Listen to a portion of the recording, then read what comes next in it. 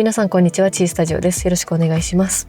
今回は先日購入しました、今撮影で使ってるんですけれども、ソニー FE24mm F2.8G のレンズを使ってちょっと Vlog だったりとか、あと写真を撮りに出かけようかなということで車に乗ってきました。ちょっとね、車内でも撮れるようにっていうことで、今のレンズどうかなということで買ってみたんですけど、画角どうですか？良くないですか？ちょっとあれかな、今アクティブモードに手ブレ補正入れちゃってるので、ちょっといろいろ今ミニ三脚に載せてるんですけど、これが手ブレ補正オフの状態の 24mm の画角です。でこれがアクティブモードの画角、ちょっとやっぱでも狭くなってきたかな。やっぱちょっとアクティブモードだとだいぶ画角がクロップされちゃう気がするので、はい、こんな感じで、車内で撮るときは三脚に載せてるので、手ブレ補正オフの状態で撮るのが一番広く見えていいのかななんていうふうに思っています。で今日はですね、こちらの α7C2 に 24mm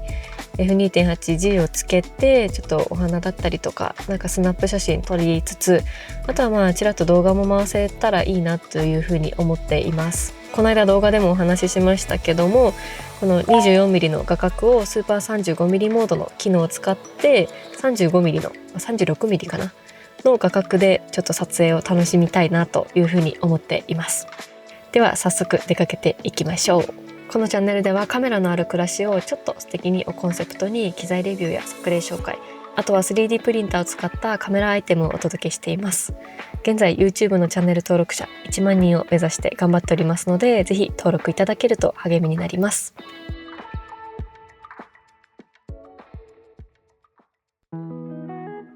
なるほど、レック中はアクティブモードからダイナミックアクティブモードに変えるのはできないのか。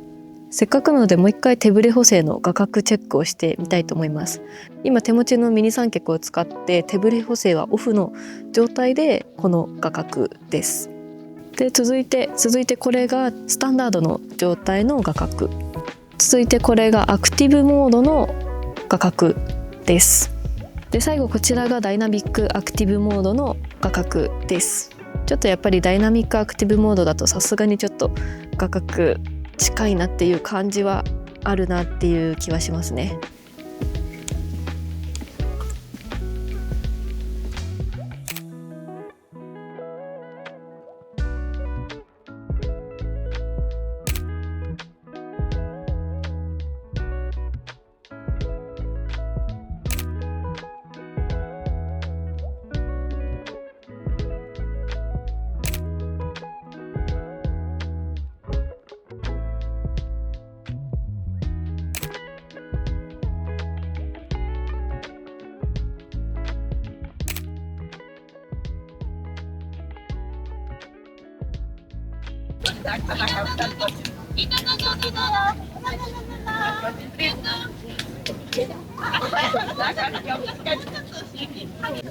本当結構いろんなお花とか咲いてるので、撮影がすごく楽しいスポットなんじゃないかなと思います。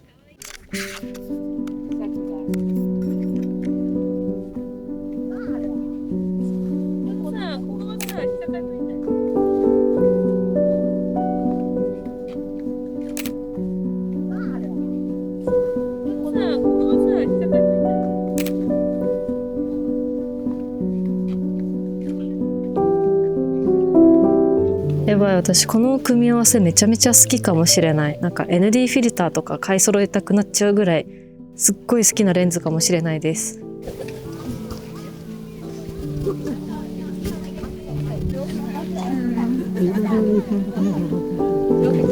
あとほら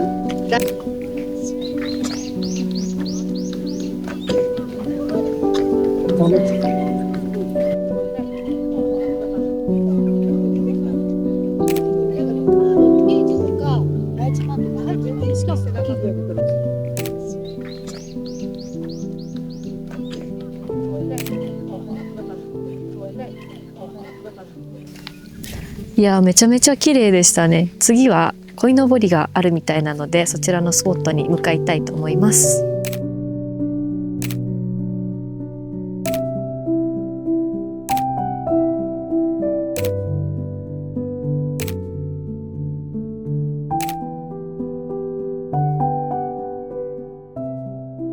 あちらに菜の花がある。ちょっと行ってみよ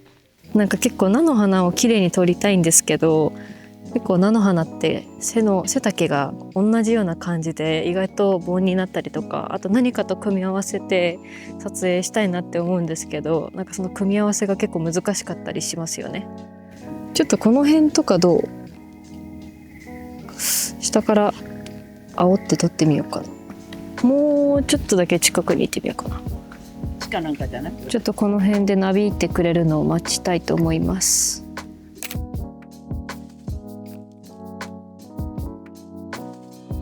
ちょっと撮るポイントをいくつかお話ししてみようかなと思います。まずここの横の柱ですね。この柱は入れちゃうとちょっとリアル感、現実感が出ちゃうので、柱は外してなるべく菜の花を前ボケに入れつつ、風がなびいてる時にシャッターを押すっていうような感じですかね。今ちょうどなびいてるので、また写真に切り替えます。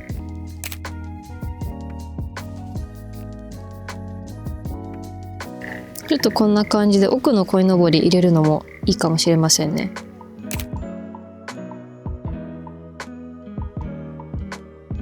では今から駐車場に戻りつつ、ちょっと本当は出店でランチ食べたかったんですけど、結構人も多くなってきて売り切れが多かったので、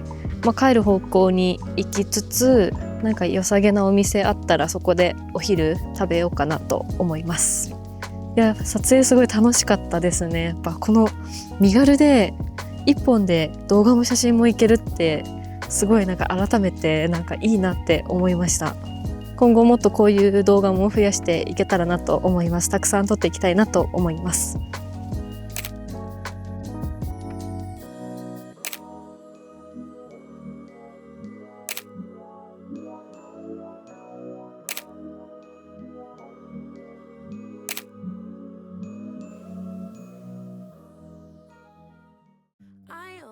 はい、あれから数日経ってしまったんですけども、今回は今撮影使っているソニーの α7C2 と FE24mmF2.8G のレンズの組み合わせだけで1本動画も写真も楽しんでみたっていうような感じの内容になっています。前回の動画ではこのレンズを買った理由だったりとか、最初の印象みたいなところを中心にお話をしたんですけど、今回はもう少し実際に外に出てみて撮影してみてどうだったかっていうところを、最後にちょっとお話をしようかなと思います。このレンズはもう本当に買ってよかったなっていうところが今のところの感想です。もちろん使ってみて見えてきたところもいろいろあったんですけど、まず一番最初に思ったのはやっぱり軽さは正義だなっていうふうに思いましたね。これはもう本当に何度でも言いたいところなんですけど、やっぱりカメラっていうのは写りがいいとか、スペックが高いとか、そういうところも本当にもちろん大事だとは思うんですけど、最終的にはいかに使って撮影できるかっていうところがやっぱすごく大きいなっていうふうに思うんですよね。なのでその点、このソニーの α7C2 にこの 24mm の F2.8G のレンズをつけた組み合わせは本当にちょうどいいなっていうふうに思います。ちゃんとミラーレスカメラとしての良さはあるのに、持っててしんどくないっていうところがすごく良かったなと思います。逆に今日はちゃんと撮るぞとかっていう風に決めた日であれば、GM レンズとか、あとは大きめのレンズとかを持っていくのもすごくいいとは思うんですけど、ちょっと散歩をしながらとか、あとは出先で少し撮りたいとか、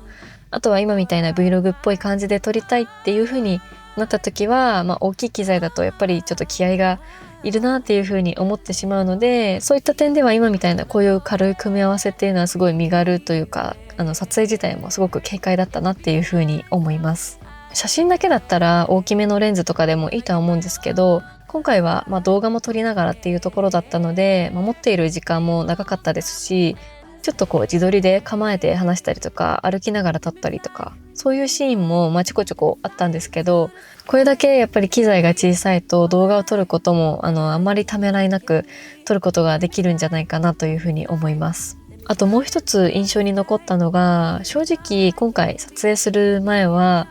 24mm のレンズを買ったとしても、多分結局スーパー 35mm モード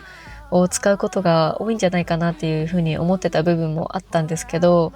意外と 24mm も使えるシーンが多いんだなっていう風に感じました。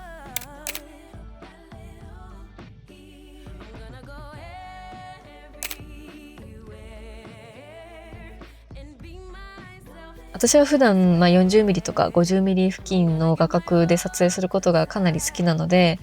それと比べると 24mm って結構広いですし、自分にとってはやっぱりちょっと広すぎるんじゃないかなっていうふうに思っているところもあったんですよね。でも実際に使ってみるともう全然そんなことはなくって、むしろ 24mm だからこそ撮れるっていうところもすごくたくさんあるなっていうふうに思いましたし、そこが結構自分の中では新鮮だったなっていうふうに感じます。例えば少し煽るように撮影して撮ると、写真自体がぐっと印象的な感じに見えたりとか、奥の景色にも視線が誘導される感じだったりとか、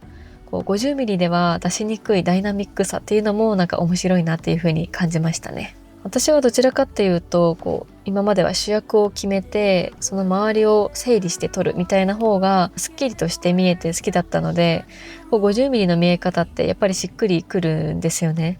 見せたいものをすっと決めやすい感じとか、情報量的にもあまり多すぎないところが自分の感覚には合っているなっていうふうに思います。でも今回 24mm で撮影をしてみて、逆に 50mm っていう画角って意外とやっぱ狭かったんだなっていうふうに思ったんですよね。50mm が悪いとかっていう話では全然なくって、今でもすごくもう大好きな画角なんですけど、 24mm で撮ってみると、この範囲までちゃんと映るんだとか、ちょっと違う発見ができたっていうところが良かったなっていうふうに思います。なんでしょうね、50mm で撮る時よりももう少し周りを見るようになったっていうか、一つの被写体だけを見るっていうよりは、その被写体の周りにどんなものがあったりとか、どんな場所にあったのかっていう、そういうところまで含めて見ようってするようになった感じがあって、それがすごく新鮮だったなと思います。なので、今回は単に 24mm のレンズを使ってみましたっていうだけではなくて、自分の写真の撮り方とか物の見方みたいなところも少し考え直すきっかけみたいな感じになった気がしています。今までだったらあんまり試して撮ろうと思わなかった構図とかも試してみたりとか、もう少し広めに撮ってみようかなって思ったりとか、そういう意味では 24mm って自分の今のスタイルとは少しまた違う感覚を教えてくれたなっていう風な感じがします。あと今回撮影してみて改めて思ったのが、写真と動画1台で完結してしまう、両立しやすいなっていうところがいいなと思いました。Vlog 用の機材ってもちろん他の専用機の方が楽な場面っていうのは多いと思います。例えば私が持っている Osmo Pocket 3もそうですし、最近使ってる Osmo Nano とか、そういうカメラは歩き撮りとかもしやすいですし、とにかく Vlog として扱いやすいし、発信している方とかもみんな持っているんじゃないかなっていうぐらい便利だとは思うんですけど、でも写真もしっかり撮りたいってなると、やっぱりミラーレスカメラの良さっていうのがあると思うんですよね。映像の雰囲気とかもそうですし、写真の楽しさもそうですし、撮ってて楽しいっていうその気分が上がる感じも含めて、やっぱり別物だなっていうふうに思います。今回のこの α7C2 と 24mm の組み合わせは、動画専用として完璧っていうよりかは、やっぱり写真も動画も両方やりたい人にはすごくちょうどいいなっていう感じがしましたね。今日は写真だけとか動画を撮る日だけっていうはっきり分けるんだったら別の選び方もあるなっていうふうには思うんですけど、私は今回どちらもやりたいなと思ってきているので、その意味でも相性がすごく良かったです。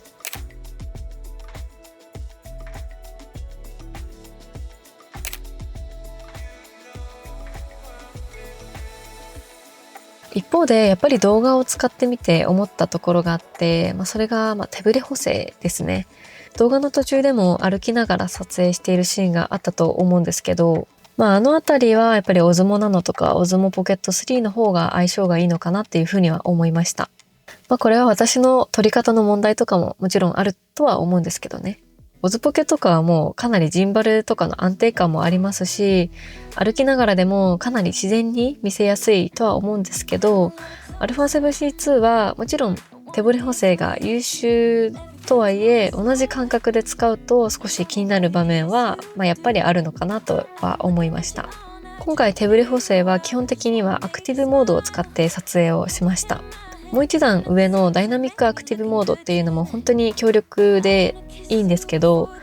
ただその分結構画角がやっぱりクロップされちゃうので、せっかく 24mm のレンズを使っているのにその広さが削られてしまうのはちょっともったいないのかなっていう感じもしました。なので今後も Vlog 用途で使うときは多分私はアクティブモードを中心で使うことが多いんじゃないかなと思います。とはいえ、アクティブモードでも十分手ブレを抑えて撮れるなとは思っていますし、特に自撮りの時とかはミニ三脚みたいな感じで持って止まって撮る分には、十分いいのかなっていうふうには思っています。なのでずっと歩きながら撮るとかそういう用途だと Osmo Pocket 3の方がいいとは思うんですけど、止まって話すとか、あとは少し移動するくらいとか、あとは写真も動画も1台で収めたいとかというような使い方であればかなり実用的なんじゃないかなと思います。またこの組み合わせで撮った写真とか動画も今後少しずつお見せできたらなと思いますので、そちらもぜひ楽しみにお待ちいただけたら嬉しいです。皆さんは 24mm くらいの単焦点って使われますでしょうか？それともやっぱり 50mm とか 35mm 付近の方をよく使うんでしょうかね？その辺のこともぜひコメントで教えていただけたらなと思います。ということで今回の動画はここまでです。最後までご視聴いただきありがとうございました。この動画が参考になりましたらぜひ高評価とチャンネル登録いただけると嬉しいです。現在 YouTube のチャンネル登録者1万人を目指して頑張っておりますので、ぜひ登録いただけると励みになります。それから写真やものづくりに関する情報は SNS でも随時発信しておりますので、よろしければそちらもフォローしていただけると嬉しいです。今後も写真や制作の裏側などをシェアしていきますので、ぜひチェックしてみてください。ではまた次回の動画でお会いしましょう。ありがとうございました。